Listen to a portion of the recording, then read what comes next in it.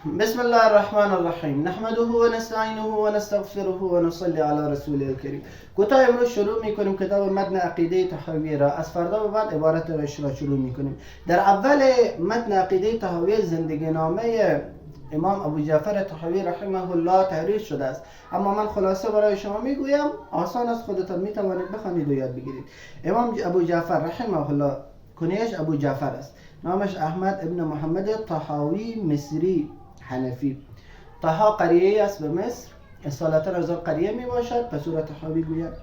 خودش خود را لقب داده است به طحاوی مصری چون از مملکت مصر می باشد. حنفی المذهب می باشد، اما اولا شافعی مذهب بود.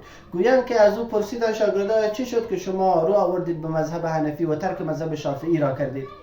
امام طحاوی ابو جعفر طحاوی رحمه الله پاسخ داد که من نزد مامایم اسماعیل مزنی رحمه الله درس می‌خواندم. امام اسماعیل مزنی رحمه الله کتب حنفیه را زیاد مطالعه می‌کرد، منم گهگداری مطالعه می‌کردم و انس گرفتم با این مذهب و حنفی مذهب شدم. دیگر حکایت را هم نسبت میدن. به نظر من بهترین دلیلش همین است که خود میگوید. القابش حافظ الحدیث بود، شیخ الحدیث بود، مجتهد فقه حنفی بود، فقیه اصل بود و غیرهم. دیگر القاب بزرگی هم دارد. امام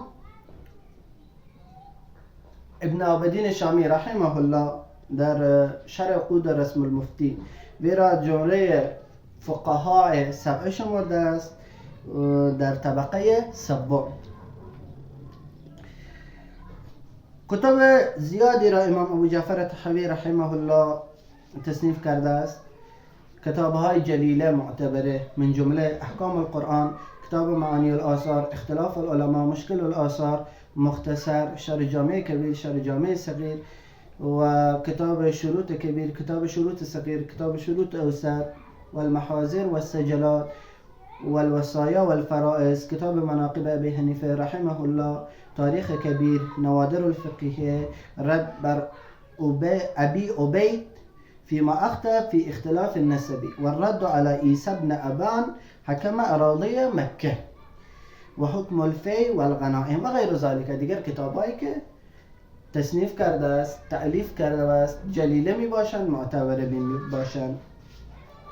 امام ابو جعفر طحاوی رحمه الله به تاریخ 229 و در روایتی به تاریخ 230 هجری قمری چشم به جهان گشود و به تاریخ 321 هجری قمری جان را به جان‌آفرین تسلیم کرد. انشاءالله تعالی از فردا به بعد متن را شروع میکنیم. صلوات الله تعالی علی خیر خلقه محمد و علی آله و اصحابه اجمعین.